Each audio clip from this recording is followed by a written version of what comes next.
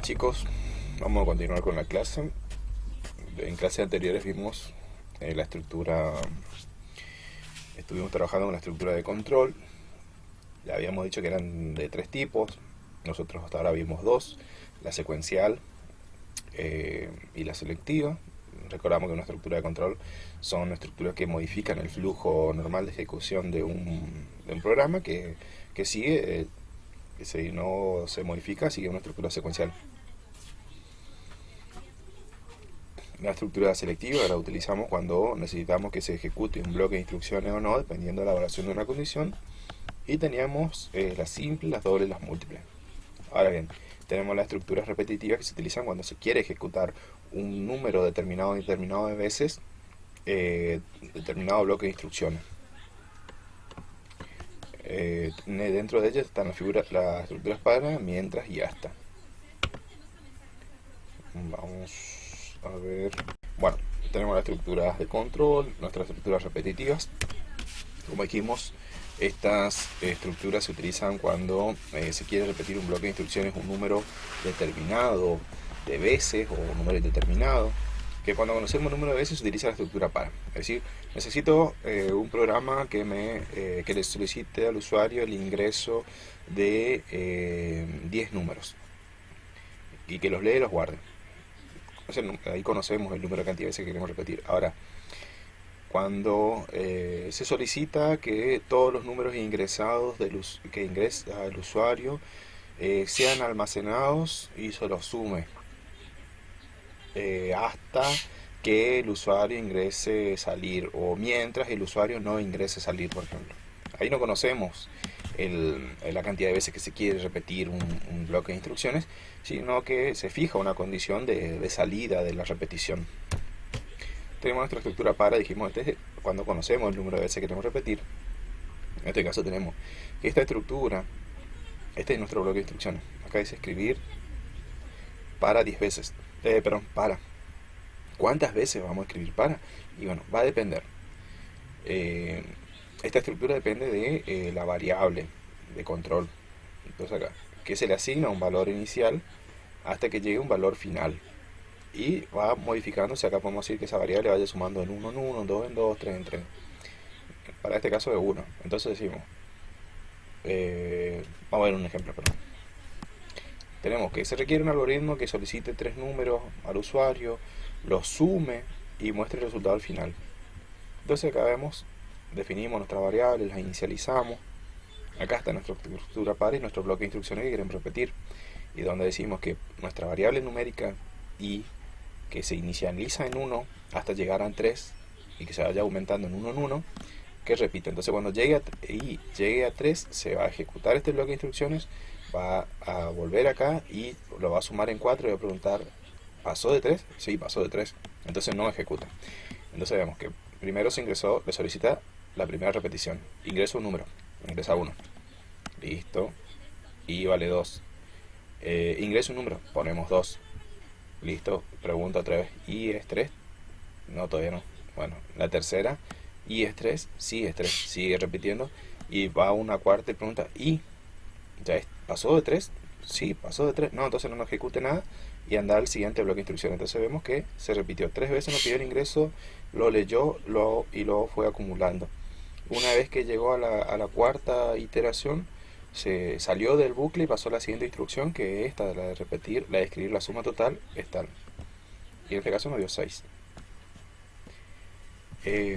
Tenemos la estructura mientras y hasta. Dijimos que cuando no conocemos el número de veces que está sujeto a la evaluación de una expresión de salida, digamos. Entonces tenemos nuestra estructura mientras, que mientras nosotros lo que pongamos acá resulte verdadero, se va a ejecutar esto. En este caso es escribir mientras. Entonces, ¿cuántas veces se va a escribir mientras? Y mientras resulte esto verdadero. Si es falso, listo, sale y continúa la siguiente instrucción. En un ejemplo, bueno, se modifica nuestro algoritmo anterior. Le pedimos que necesitamos un programita que ingrese, que el usuario vaya ingresando números mayores o mayores a 0, y que la condición de salida va a ser que ingrese un número 0, que ingrese el número 0 o un valor menor.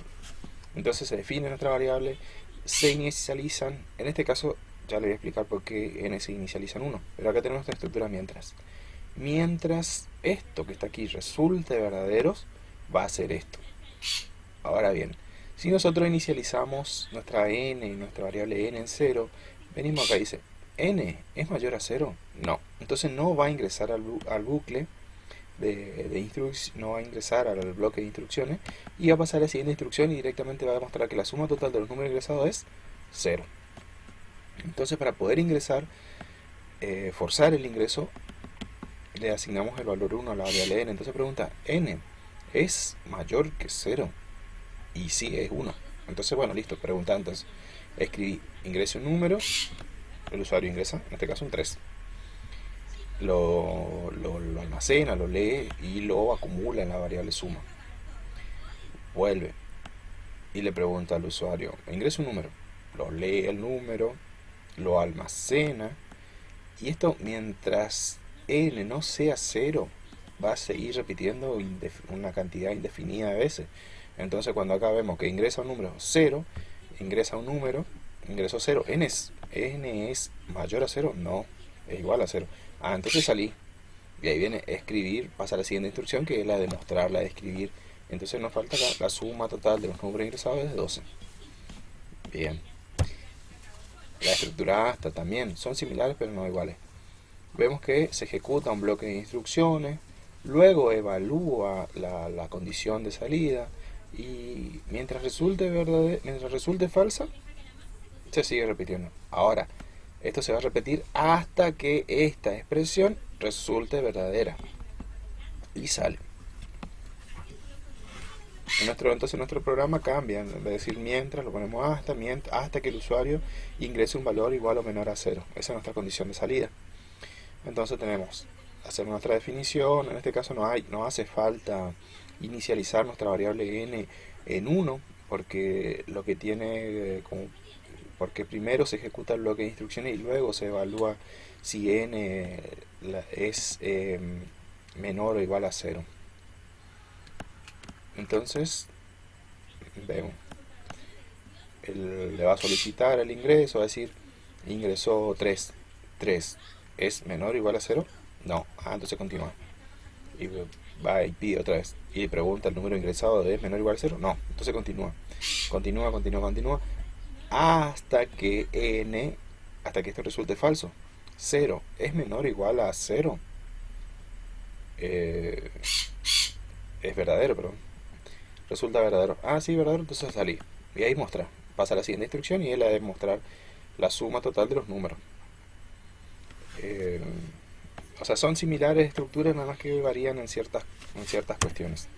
Entonces nuestra estructura for sabemos que ejecuta un bloque un número determinado de veces. La estructura mientras ejecuta un número indeterminado de veces, pero primero evalúa una condición y luego ejecuta el bloque de instrucciones si resulta verdadera.